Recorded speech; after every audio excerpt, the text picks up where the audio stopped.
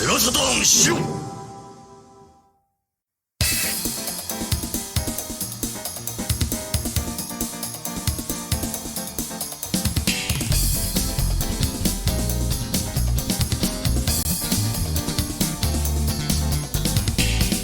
Hey everyone, and welcome to the Shiro Editor's Corner, a completely new and unscripted series of mini-casts with your hosts Dave and Peter. Come join your elder Shiros as we reminisce on our favorite Saturn memories in this new and nostalgia-packed podcast series. Hey everybody, this is Saturn Dave, and I got Peter here, my fellow Shiro cohort and head editor of our Sega Saturn Shiro Magazine. And we thought we would do just a little casual editor's corner where Peter and I, being the senior members, I guess, or the oldest members of Sega Saturn Shiro, figured we would reminisce together and just talk some Sega Saturn. Yeah, definitely. I think, the one thing with our group is between the two of you, I'm sure we have a mountain of memories to explore, because we were there when the Saturn was current, when it was live, when it was at retail. We were there at the beginning. We were there as it was kind of falling from grace and the other consoles sort of overtook it. But there were a lot of memories made, and that's what I'm really sort of hoping to dig into with this cast that we're doing. So I'm really excited. And I actually want to start off, Dave, and just kind of ask, how did you get into Sega Saturn? How did you hear about it? What was your first experience with it? How did this all begin for you? Yeah. Well, I think that it's interesting because while we were both there at the beginning, I kind of represent the folks that didn't know about it, or the marketing failed for them, kind of. Whereas I understand you were kind of there from the beginning. You were literally there. I wasn't the best Sega fan, coming into the 90s. My sister had a Genesis, and I would say that my brother and I played it probably more than she did, but I was squarely a Nintendo kid, and I loved my Super Nintendo. Loved playing, games like Zelda and Mario Kart, and even the Star Wars, Super Star Wars games and stuff like that. My brother and I would come home every day after school and play the SNES. And I think what it is that once the Super FX games came out, and I became aware of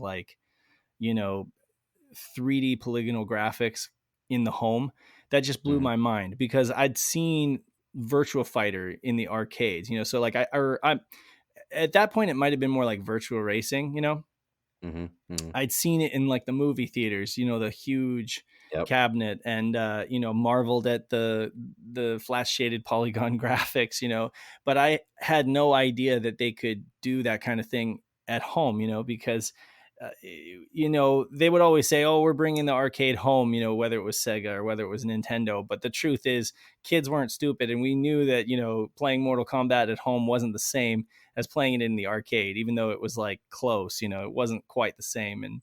And so, yeah, for me, I think I was just really impressed with I was impressed with Star Fox and stuff. But then when Daytona came out, I was just even that much more like, I'd never seen anything with like textures like that, a game running so quick with textures like that. And I was just blown away. I'd play Daytona at the bowling alley, and it just impressed me so much. And I wanted to play that game at home in some way, and getting into the early to mid 90s there, it was like we were starting to see game consoles do that kind of stuff at home, so that's kind of where I came in, was just seeking out Daytona. And yeah, I found, I've kind of told this story before, but, and so I could make a long story short by just saying that I was kind of dissuaded from going with a Saturn by one of the electronics boutique store clerks. He kind of was just like, I understand you want Daytona, but check out that, here's Ridge Racer on the PlayStation. Right. And maybe they just needed to sell PlayStations, or I don't know. It could have been that, like many stores, maybe the bridges were burned with Sega or something like that. But for whatever reason, the EB that I would frequent as a kid, they were really pushing the PlayStation, and my dad and I guess we just bought into it, so it wouldn't be like until like a year later, when I was looking for my own console, because my dad was a musician and he would take the console on the road with him. And whenever he was out on the road, I didn't have anything to play, so Yeah. I'd be playing my sister's Genesis, and then that's the thing is I got like the Sega bug, and I was like, oh, these games are very much like the arcade, and uh and I remember that store clerk told me that that Daytona was on the Saturn, on this console called the Saturn, but I was like, what's a Saturn? Did you? Wow. I have to ask, like, did you know about the Saturn? Did you read about it in magazines? You saw it coming, or did it just kind of like sneak up on you?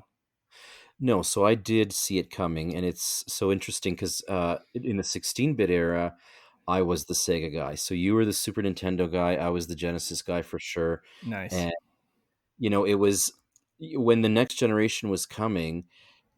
Having played games like Echo the Dolphin, obviously Sonic the Hedgehog, and others, I knew that the only system that those franchises would potentially continue on was the Saturn. So Mm-hmm. that was a no brainer for me. No matter what, I would commit to getting a Saturn. So yeah, I did follow it through, like in magazines, because of course these were the days before internet was really widespread. And so the magazines once a month were sort of, that was the place to look. But, even looking back now, those magazines didn't do the most amazing job in highlighting some of the Japanese games. Like you'd get your coverage on some of the really big titles, but anything outside of that, hardly got any coverage at all. So I was aware that Saturn was coming. And it did finally, launch, of course, that surprise launch and what have you. And the price tag was just, I mean, I was a young teen at the time, so that price tag was just crushing, and I could not afford it. And so I resigned myself to continue to play Genesis. Eventually getting a 32X to kind of get my fix So you did for get a 30. 32X. Yeah, and it was, but the future was clearly with Saturn, and Did you have a Sega CD? eventually later I would, Oh, yes, okay. get a All right. Sega CD as well, but not during the time. 32X, like I just got caught up in the marketing, I guess, for Mm-hmm. 32X. Not that I regret it. There's some titles on that system that I do enjoy, but yeah. Anyways, so I didn't actually buy the Saturn in '95. I was well aware of it. I wanted it oh so desperately, but I did not get it in '95 because it was just too expensive. And when Christmas '95 rolled around, when Sega rolled out the big hits, Virtua Fighter 2, Virtua Cop, Sega Rally, that validated to me that yes, there may be less games coming out for the Saturn compared to the PlayStation. More people may be hyped up about the PlayStation, but I want a Saturn. I do not want a PlayStation Hmm. or anything like that. So I resolved, I was a young teen, so I resolved to get myself a paper route, and I did that paper route for months and months for peanuts in pay. But slowly but surely, I kind of put away enough money to go and buy myself a Saturn in '96. So, Oh, you got but I yours in have. '96. Okay. I'm sorry. Yeah, You got yours in '96. '96. Yeah. So even but I have to say though, Dave. So I've actually rented it a few times in '95 because back in the days of Blockbuster, you could rent systems and you'd get them in those giant plastic suitcases, basically. And so I did end up renting a Saturn a couple of times. I remember renting Virtua Fighter 2, Sega Rally when it was close to Christmas. And I remember renting Panzer Dragoon. And oh my goodness, did that game just captivate me? Mm. That was what did it for me. I loved the game's sort of storytelling that it had. It was very visual. There was just an amazing soundtrack to go with it, and you could tell that this was stuff that was just not going to be possible on the Genesis or the 32X or anything like that. So that's what kind of hooked me, and so I did rent it a few times on separate occasions. Hmm. And then as a sort of motivation to kind of keep on with this crummy paper route and to save up the money and not get distracted, I ended up buying a copy of Panzer Dragoon before I had the machine. So Wow. yeah, so then, and it was Red Book Audio on that particular game, and so I would put it into my Discman, and I would listen to the soundtrack, which I loved, and so eventually that kept me kind of motivated to earn enough money through my paper route to be actually be able to buy a Saturn. So that's kind of how I jumped into it. So I was well aware of it the entire time, but it just took a while for my ability to earn money to catch up and jump in. That's So crazy. I feel like personally I had like I was aware of Sega and I was aware of like their various attempts at different consoles. Like a friend of mine had the Sega CD, mm, which was a pretty pricey add-on, all in addition to the games and stuff like that. But it was cool. You had like Lethal Enforcers with the gun, and you had yep. a few other really impressive games. And um, so I was aware of that. And then, of course, the 32X. And I think I just kind of had like in my 10 or 11, I don't know how old I was at that time, but I mean, I had like this fatigue about all of the stuff that was out there. And it wasn't just Sega, it was a 3DO and Neo Geo CD. And even I'd heard at that time in the game magazines about the PC Engine and the Turbo Graphics and stuff. So it's like as a kid, just keeping all that straight was kind of crazy.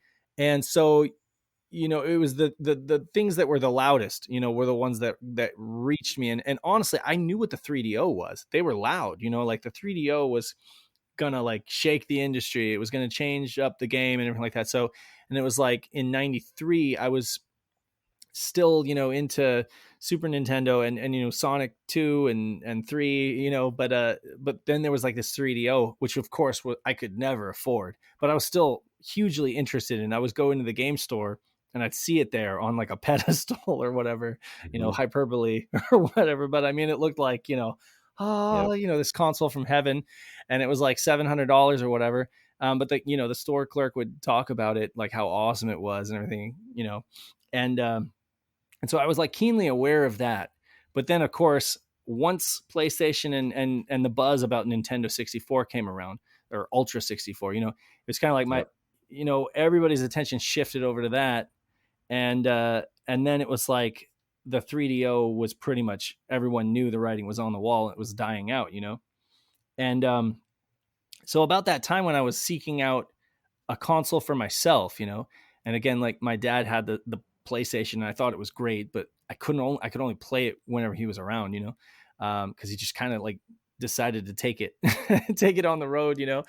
and so I was looking for something for myself, and I went into a used game store this was my freshman year of high school, so 97, and I went into, yeah, so this would have been, no, this would have been 96, 97, 96, Yep. 97 that year.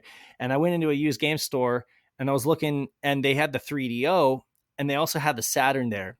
And they didn't have a PlayStation in stock because it was a used game store, and the PlayStation was still so popular they hadn't gotten any, or they didn't have a used one to sell, And I was like looking for a console, and the guy said, well, you can afford a 3DO now because because they've just like fallen through the floor in terms of resale value. But he's like, but I wouldn't go that way because it's not the future. You got the Saturn, and that's pretty cool. But I picked up a Saturn because I remembered, I was like, well, first of all, Daytona's on the Saturn, Hmm. and then second of all, I saw this crazy game called Knights, in Mm. and I'd seen it that summer, only subconsciously. It was in my peripheral or whatever, Nights. It was just because, again, it didn't really register with me because I was just like, it's on this weird black console that I've never seen before and I haven't heard about it. So I'm just gonna keep focus on the PlayStation or the upcoming Nintendo 64.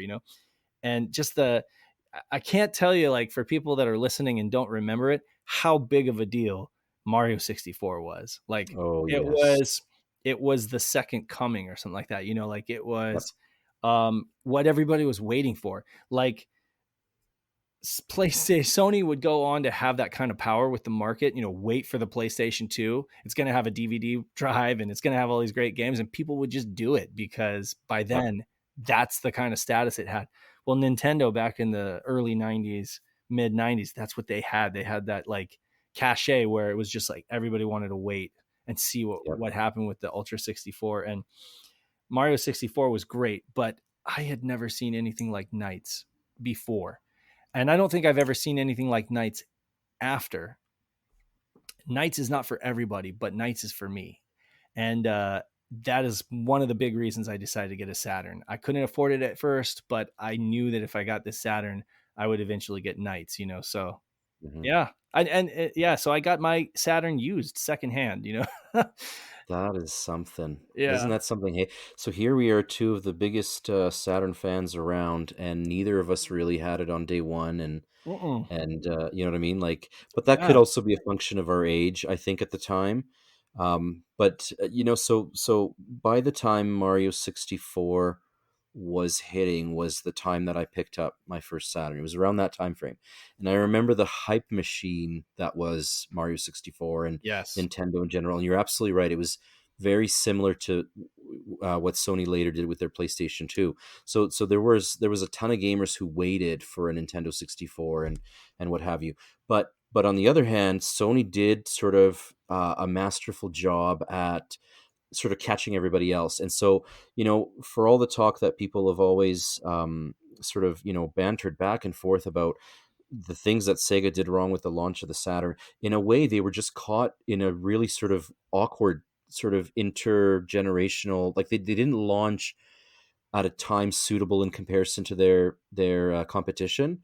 Like they Absolutely. none of the headlines, right? And so now, and I recall, you know, the first my first experience with Knights is again at the time. Admittedly, Knights got a lot of good, solid press coverage, alongside Super Mario 64, Hmm. and I ended up renting the game. And of course, I did not rent a 3D pad. I just rented, you know, the game itself, and I had the American style controller to work with, and that wasn't nearly as fun as an experience as it is with a 3D pad. But Mm. I it took a while for me to sort of understand the game and get into it. But you know, each time as I sort of got another aspect of it, it became that much more enjoyable for me. Hmm. And the one thing that I do recall is it was very appealing to me, the sort of like the visual style of Knights. Obviously, it's a 3D game or pseudo 3D, anyways, but it isn't as smooth and as clean as Super Mario 64 was. Like you could see pixelation on Right. the textures and everything. So to me, it looked like a really well done 2D game that just sort of popped up and became 3D. And so to me, that just looked super, super Kind of like a cool. pop-up book or something like that. Yes, yes. It's like a pop-up book of a well done 2D pixel art game, you know? Yeah, Mystic Forest, like that was the demo Mm, that it was just looping Mystic Forest, and you had these rings, these orange orbed rings, you know, that you would fly hmm through. It was just it's crazy. Like, you know, I was familiar with the idea of flying through rings from Star Fox. You know, you'd fly, hmm you'd fly, navigate through these rings. You know, so that kind of made sense. But just the way that it was so fluid. You know, the game. It's just so fluid, and the aerial acrobatics and stuff like that was just really, it caught my eye. And it's funny. I saw that it really got my attention when I was a captive audience waiting in a line trying to play Mario 64 is what it was. I never would have given that game any attention hmm if it hadn't been that I couldn't go anywhere, you know. And so I was just standing there in an EB, and it was just kind of like off to the side, you know, behind a glass case. They had this tiny little CRT, probably like a 13-inch CRT, just playing this attract mode on loop, you know. And hmm I started looking at that, and I was just mesmerized. I think it got me in a trance, you know. And I still played Mario 64. I mean, I thought it was great, you know, but hmm I just hmm didn't care as much. I was like, that's that was fun, you know, that Mario 64 was fun, but this other thing, it's just so mystical, you know. This console is so goofy, you know, like the controller. Like I'd never seen anything like that. I was like, it's like shaped like a circle, you know. Yeah, yeah, yeah, yeah, And yeah. it's got this like weird analog nub and everything. So just everything about the Saturn, to me, to my mind, was just different. I hmm guess, you know, kind of like Apple says, think different, you know, But Yeah, like to yeah, yeah. me, it's like, okay, so, and I know this might sound trivial to people, but I was a kid. Okay. So I thought differently than I do now, you know, like, the AV jack on a Saturn is like a mini din, you know, it's like this mini Yes. din, but like I'm used to like these chunky, you know, it's supposed to be shaped like either a Nintendo or a PlayStation. They kind of did the same thing with like this flat, chunky AV input. But Yep. when I got a Saturn, when I got my hands on a Saturn and started assembling, you know, setting it up, I'm just like, wow, everything about this console is so different than what I'm used to. And I like it, like it's Yes. different. And I embrace it for that, like that different. It might be part of its demise, but at the same Mhm. time, it's like everything that made the Saturn different is what I loved so much about it. Because at that time, I was a teenager, I was going through a rebellious phase. I needed something that was unique to me, something that I could say that like this is my console. I'm going to put my I'm going to put my heart and soul into this console, into collecting for this console and playing this console. And when my dad comes in and is like, "What you playing?" Like he's going to be like, "Oh, that's cool, I guess." Like he didn't get it. He was totally Mhm. Mhm. totally in the PlayStation camp. So I'm curious now. Like, so for me, the Saturn and its game library has sort of aged like fine wine. I go back to it now and I play games and explore genres that I wouldn't have given the time of day back then. So I'm curious, was your perspective on gaming in general sort of much more limited back then? Like, were you, looking for the shooters and the fighting games? Were you disappointed with the Saturn's game library when it was current, or was it sort of love at first sight? Um yeah, it was weird. Like so first of all, the only thing I was really exposed to back then was the American Library. Full Mm, disclosure, you could, if you were savvy enough and you had like an ST key, or you went to the shops, and you maybe, if I had been a little older and I'd had a car and I'd been more independent, I'd have been hanging out at game shops, talking to the clerks and making friends and importing stuff. But I wasn't at that age yet. That's when Dreamcast came around. I was old enough to be like importing games and being very independent with my own money. But mhm, when the Saturn, I was still kind of, I was still pretty much a kid, and I was kind of like, taking my dad's advice on a lot of stuff, mhm, kind of not, just not as aware, I guess you could say. And so I was pretty much limited to the North American library. That's what I knew.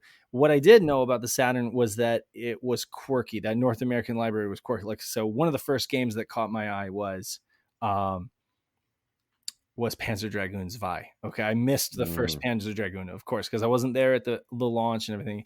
And it just, if I would come back and find out about it later. But it was Panzer mhm, Dragoons Vi. So I didn't have a lot of money, and my brother and I, we would basically check out games from the library is what we would do. And believe it or not, in Reno, Nevada, that's where I grew up. They had Saturn games circulating in the library system. I don't know why. I would say they had more Saturn games than they did PlayStation games, and wow. maybe that's because the library was kind of old school, and they were aware of Sega as a presence. So maybe they Mhm, bought Saturn games to kind of put in their catalog. Took them a while to come around. It took certain people a while to come around to the whole idea that like Sony, this hi-fi, audio, mhm, appliance kind of company, is like making a game console. But mhm. yeah, no, we would check out games like Croc, which was kind of weird. We'd check out Yeah. Pants Dragoons Vi, Daytona again. Uh, Daytona, I knew. Let me tell you, no rose-colored glasses. Like the moment my brother and I fired up Daytona on the Saturn, we looked at each other and we were like, something's not right here. Like these graphics are a little iffy. Like I don't know Yeah, about this. Like we're like, look at that, look at the background drawing in, as you're driving. yeah, So it's like we yeah, weren't idiots. Even back then, it didn't necessarily pass our smell test, but once we started playing it, we were like, oh yeah, okay, this is fun. Like you're drifting around all crazy on the yeah. track and just barely hanging on, and weaving in and out of enemy cars. It was great. And so, yeah, I guess it was that. It was the gameplay. Panzer Dragoons Vi. I'm like, okay, it's like this alien planet, dystopian future, beautiful graphics, beautiful music. You're riding a dragon. What more do you want? Like, and it's so Dune like. It's so Yes, weird. For yes. lack of a better word, it's just weird. It's just everything that PlayStation was not. With Mhm. PlayStation, you had like Tomb Raider. Sorry, I know it was on Saturn as well, but it was, in my mind, it was just more of a Tomb Raider, or it was more of a PlayStation property because Tomb Raider 2 and what Yeah, have you. But yeah. you had like these big blockbuster games, right? And it made sense. It was a big platform, and You had what was it, like Jet Moto, games like Jet Moto, games like Parappa, really cool stuff, really accessible stuff.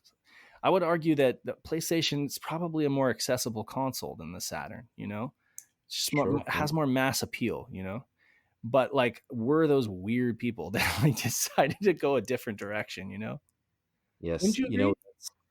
That's exactly where my head is at. To me, the PlayStation did a really good job. Sony did a really good job of positioning their PlayStation as that sort of mass market product.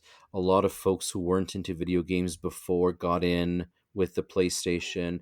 When the Nintendo came in and they leveraged, of course, all of their properties, whether it's Mario or Zelda or whatever.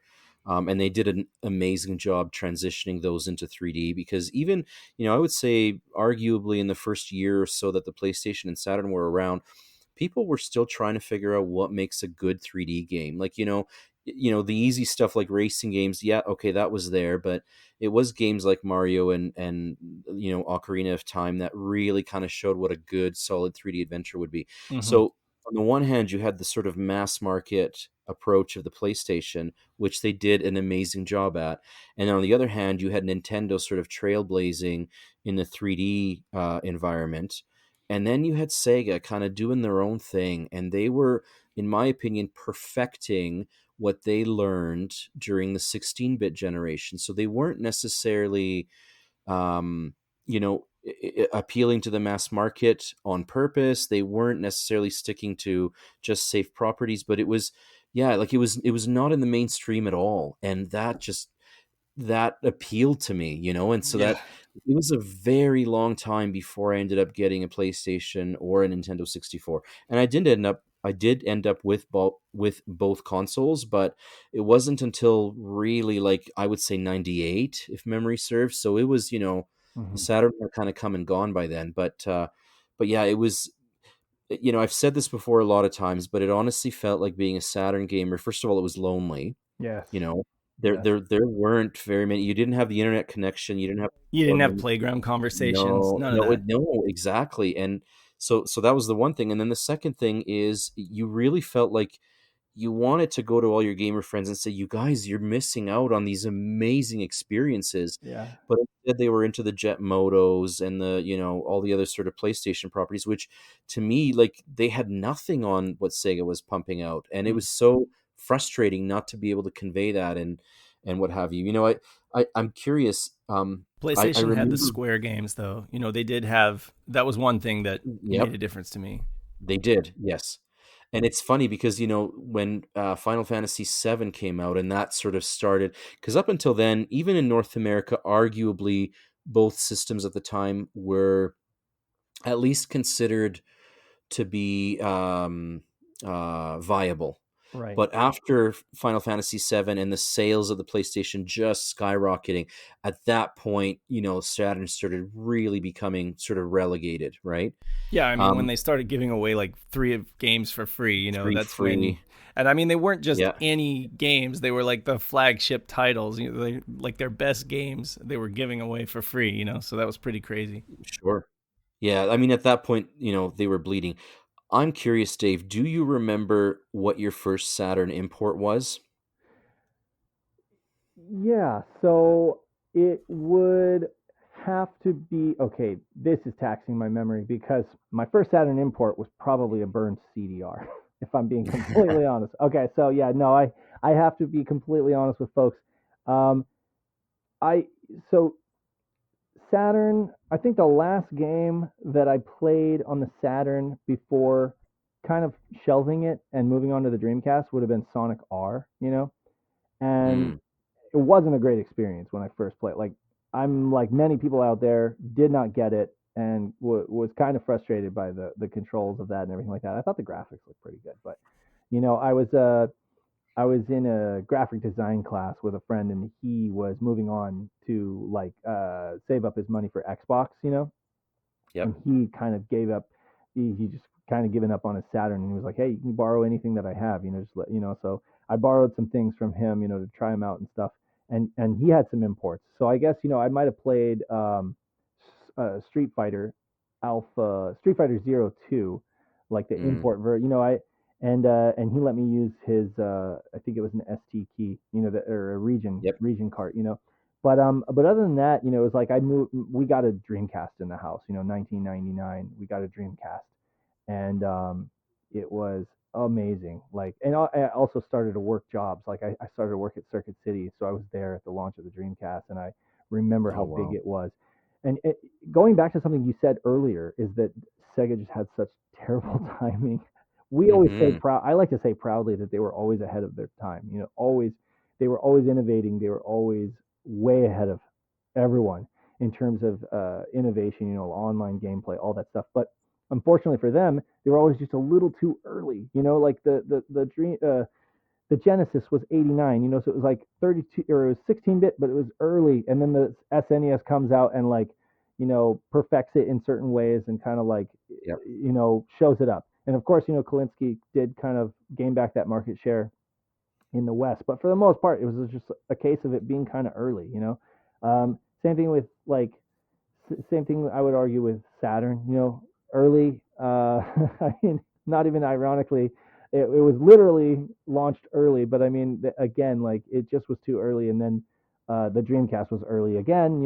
And then it's always like they would show their hand first. Basically, it's like somebody Yep. showing their hand, and then it gets trumped by something better. Or something that the mass market latches onto more. Yep. And so I don't even know where I was. Like basically, yeah. So I got a Dreamcast and I fell in love with the Dreamcast, and I think that was kind of like a decade long love affair with the Dreamcast, and then kind of looking at consoles like because Dreamcast died out, and then what did we have? So I kind of went back to Nintendo with the GameCube. I rooted for the underdog. Yep. Rather than latch on, rather than go mainstream with like PlayStation 2 or Xbox.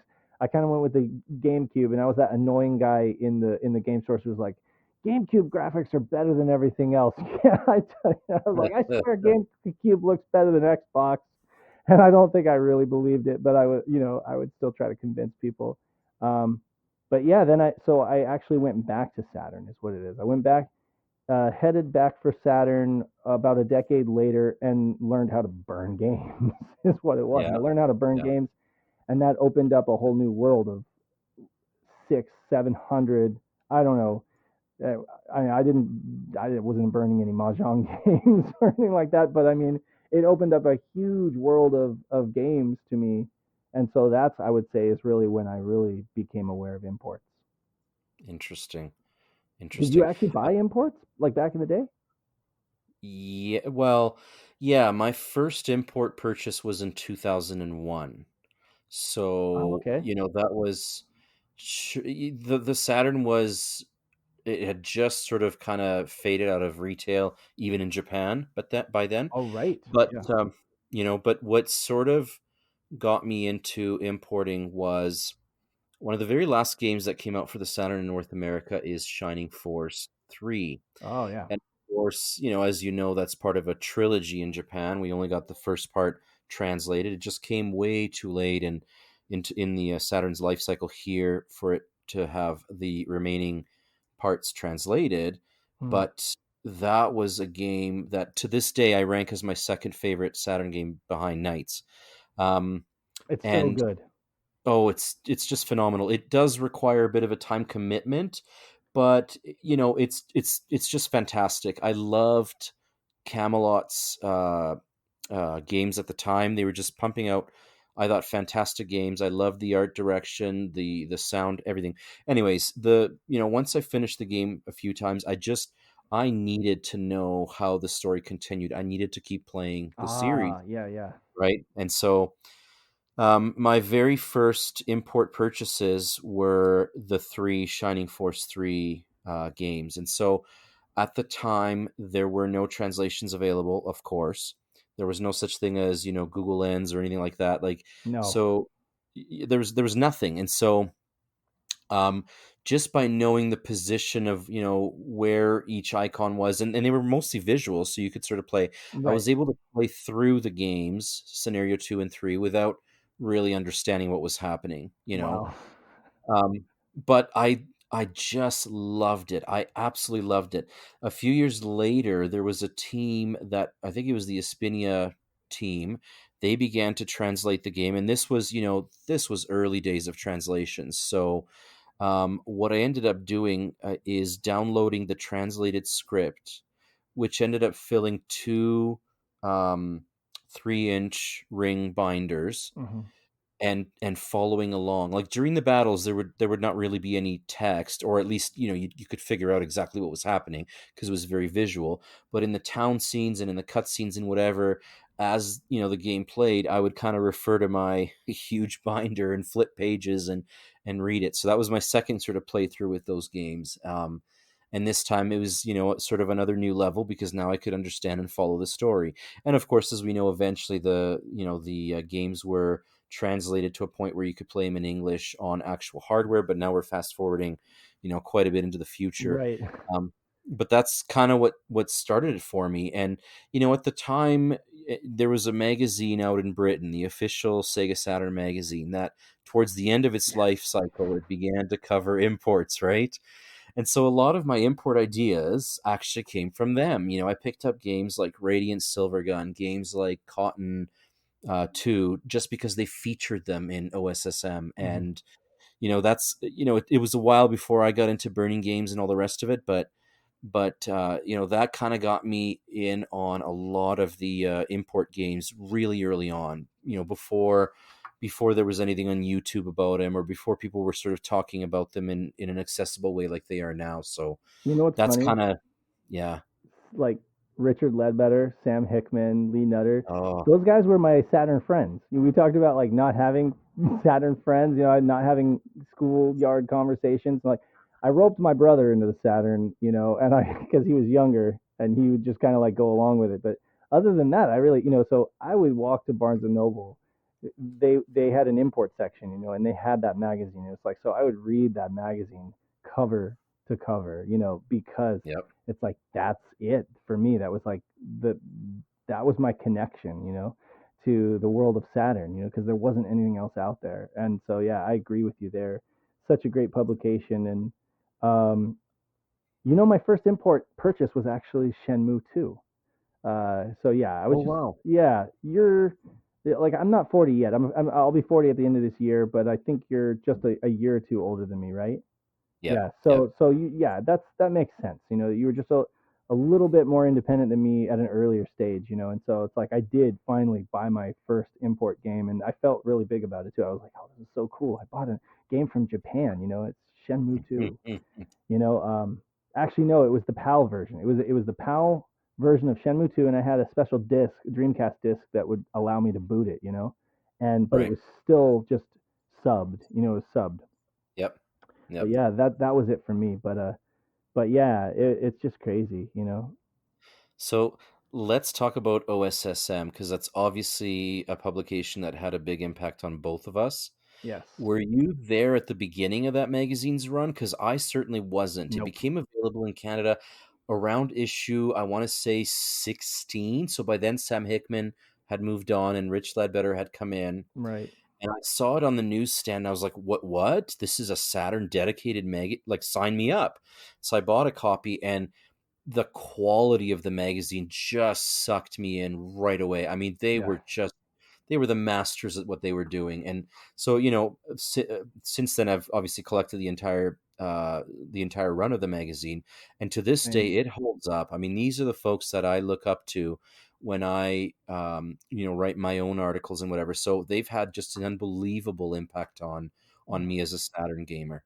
And I'm curious what your how it impacted you. Well, it definitely impacted. I mean, I'm gonna say a lot of the same things. I wasn't aware of it at the beginning, but then again, I wasn't aware of the Saturn at the beginning. Mm. I guess whenever I, became a Saturn fan and started, consuming for the console, and looking for stuff, looking for tips and tricks, that kind of thing, is when I sought out, you know, pre-internet or at least pre like good internet, Yeah.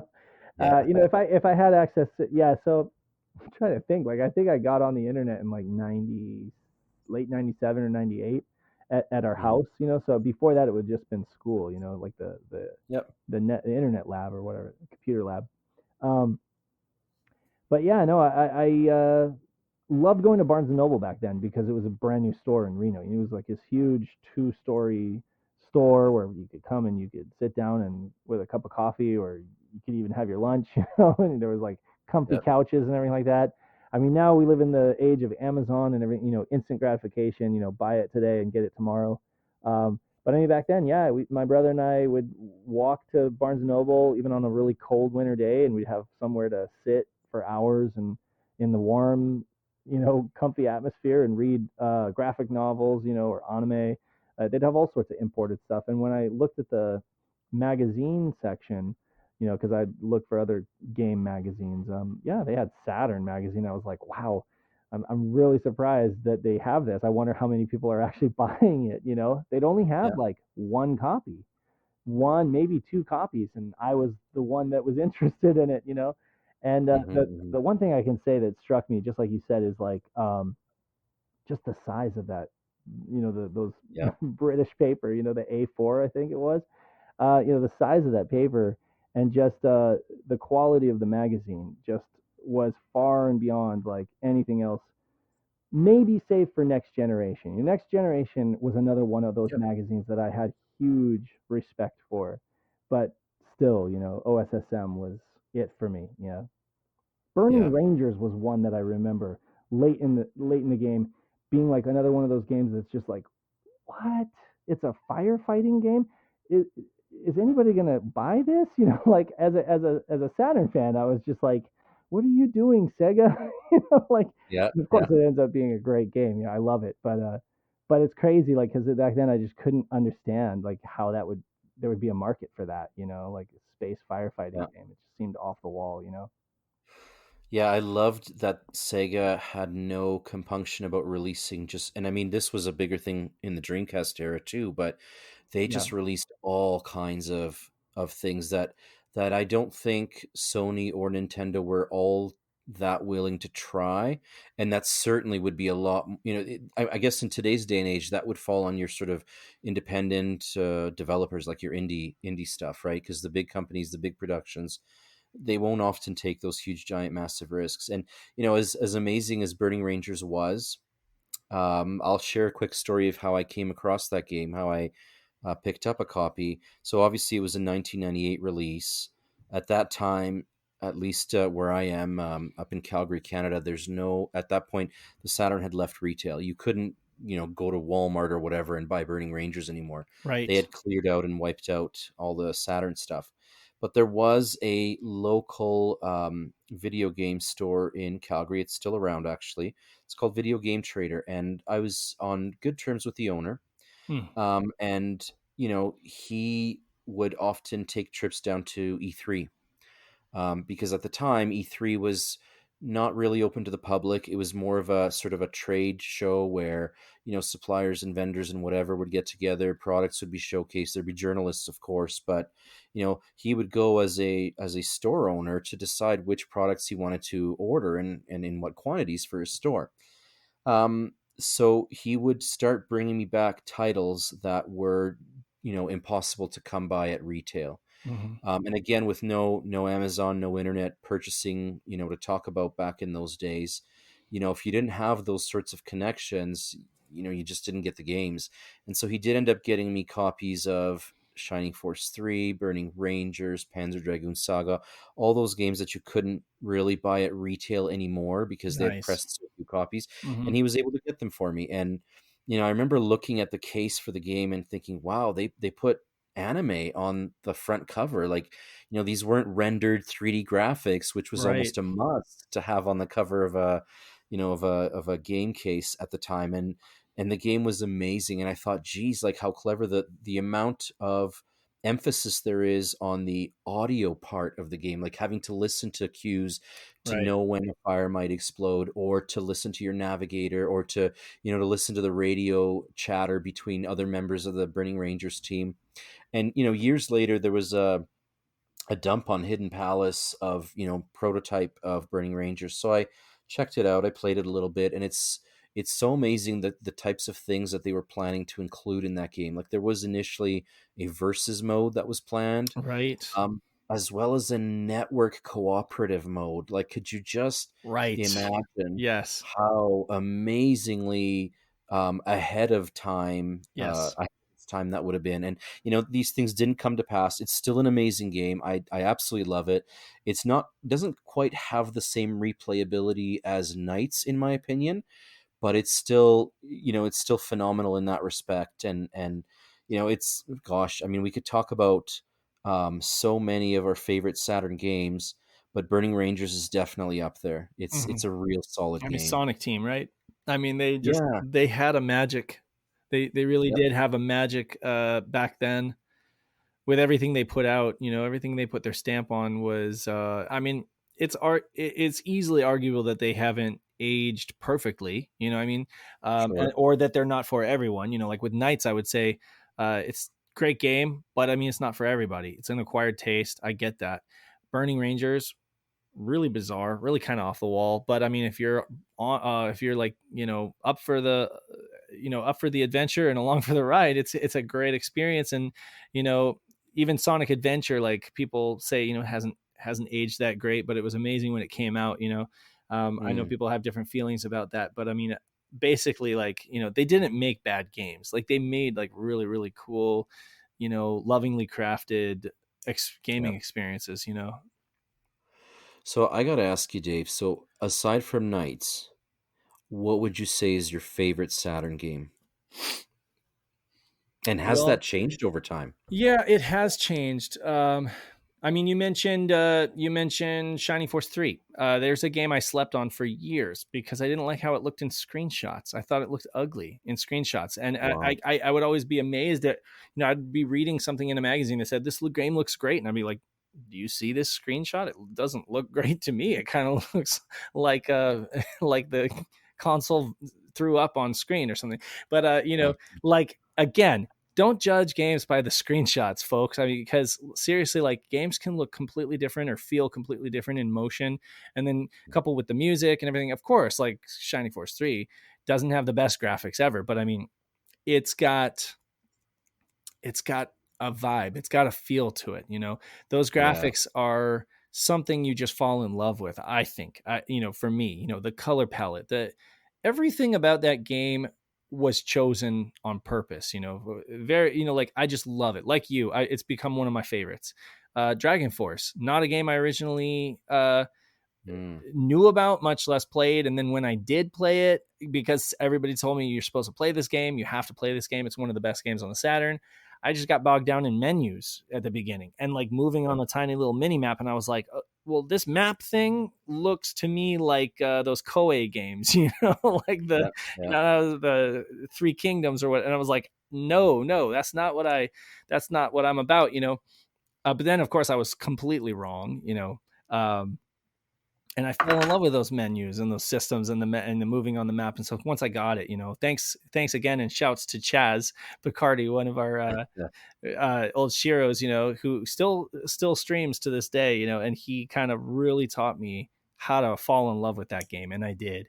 Um, but I like weird stuff too. I've always liked weird, off the wall stuff. I'm a huge fan of cinema, and I'm a huge fan of like David Lynch kind of stuff. I love bizarre, quirky stuff. So I really do love games like Lunacy. Yep. It Yep. just struck a chord with me. I love Lunacy. It's up there. I always say it's probably like my second favorite game. I don't really know. I mean, it's so hard. There's like basically like a huge basket of games that I can't decide which one goes where. But I mean, it's way up there for me. Um, Yep. and then yeah, so I don't know. Like I would have to say like Lunacy's way up there. Knights is up there, and it will stay up there for so many reasons. It's an amazing game. It's so many things about it I think are just as close to perfect as you can get, Yeah. for what it's trying to be. Like don't take it as like a 3D platformer, because it's not. But for what it is, I think it just succeeds on so many levels, and it's just so lovingly made. But also all the feelings and emotions that I have attached to it, the music, the kids singing, that I discovered on the CD when I put it in my CD player back then. Um, the gate to Nightopia, or what, the music that would play, and it Yeah, would have like yeah, the Home Alone, voices in the background. You know what I'm talking about? yeah, yeah, yeah. Oh yeah, All that stuff, the clock, the dream, the Jungian kind of psychology that the game uses and stuff like that. And it's the fact that it's highly inspired by that Cirque du Soleil Mystere, yeah, yeah, the purples and the greens. I know Digi Valentine, if he's listening to this, will know what I'm talking about, because he's like a huge fan of like green and purple, that color combination. And Knights just uses colors like so brilliantly. We're at like 10 minutes left on this, so I'll probably wrap that up. But yeah, no, I mean, Knights will never be dethroned in my book, because there's just too much. I'm just too invested. yeah. Yeah, and it's the same for me. Obviously, Knights it's to me, it is my favorite video game of all time, Mm, regardless of platform or whatever. And again, for much the same reasons as you outlined, to me, it's a very pure video game. hmm. It's a game that's meant to be played and experienced. It And is a yes, the video colors are. game. It is a Yeah, video game, right? It is. nothing else. No, it's not meant. It's not like a cinematic experience. It's not a strategy, simulation. It is a video game, and that's perhaps the highest compliment that you can pay to a piece of software, is that it's a fantastic video game, Mhm. and that's what it is to me. And looking beyond Nights for me, there again, just as with you, it's a basket of games I could talk about that resonated with me at the time, or that really made me go, wow, this is phenomenal. So games like the original Panzer Dragoon really, really hooked me, Mhm. with its music and its style and direction and its minimalist storytelling. I absolutely thought they did that as well as Oh yeah. anybody. Mhm. And it could be because, of course, the hardware did limit them from doing more, Mm. but boy, does that ever hold charm now, right? And then Zwei and Saga, of course. They Saga is capitalized on those limitations, they basically. did Leave they them they wanting made more, right? Leave them the wanting more. more. Yep. Leave it up to their imaginations, and they'll run Yes. wild with it. Yes, exactly.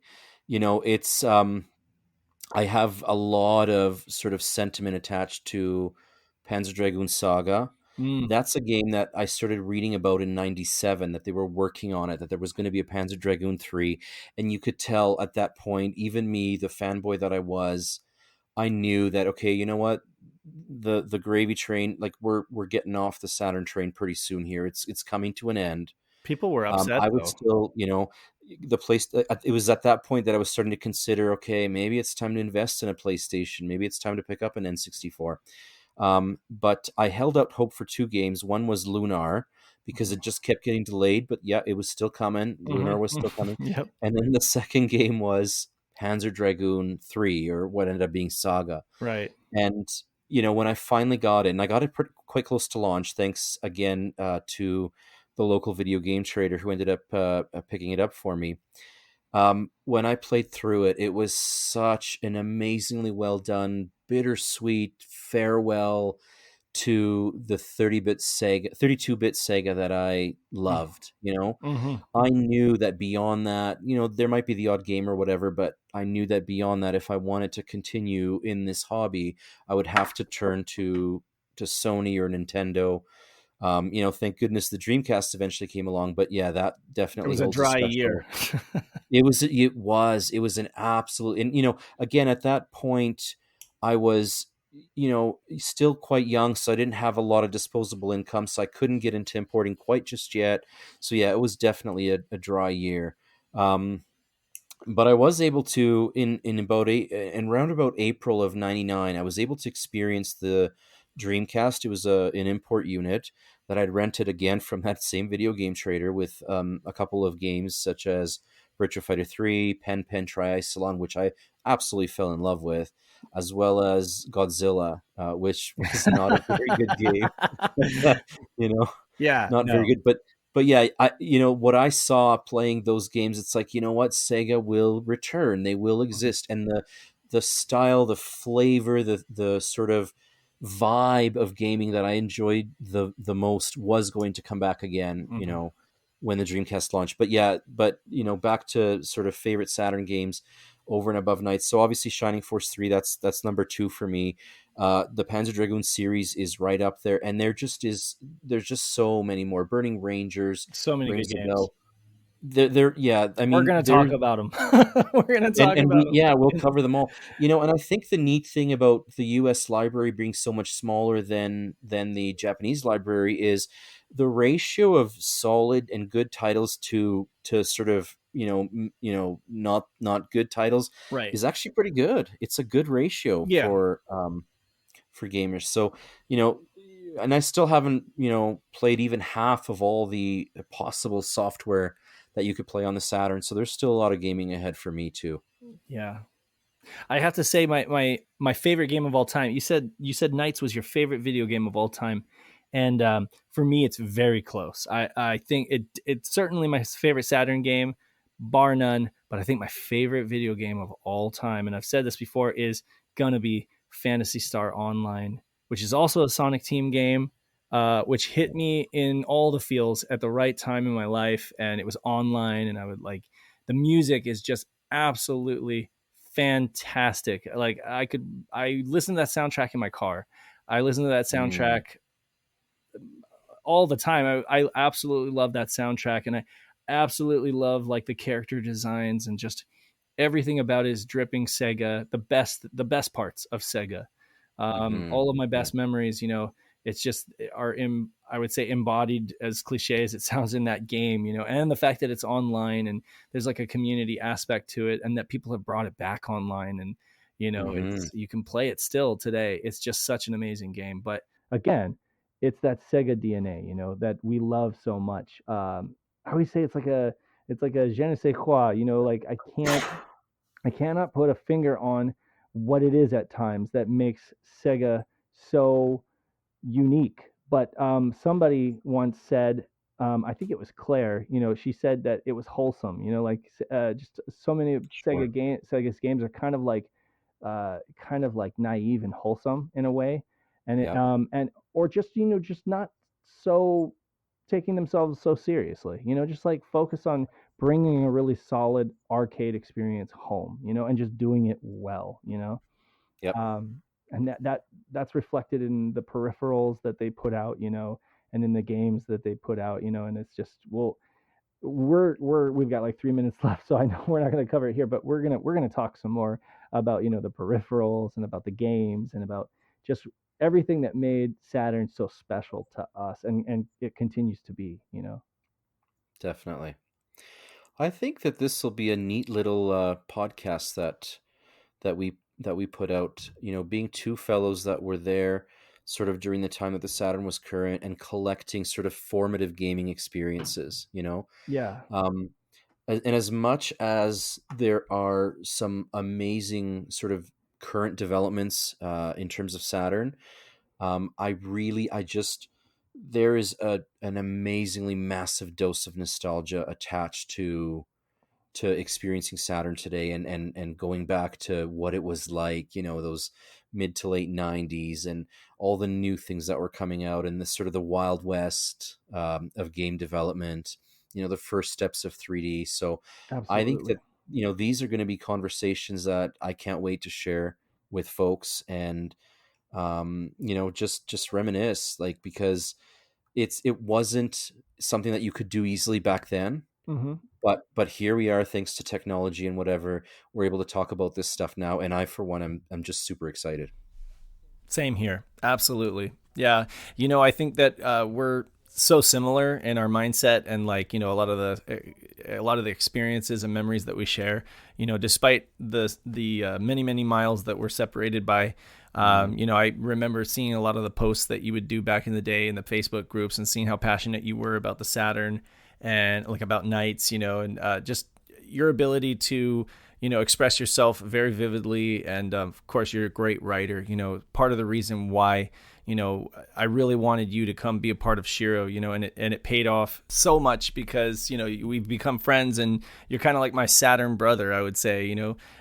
We share a lot in common, and Absolutely. Yeah, you got it. I'm just really excited to be able to do this little mini cast series with you, and excited to talk and reminisce and tell more stories and hear more about like your Saturn experiences for sure.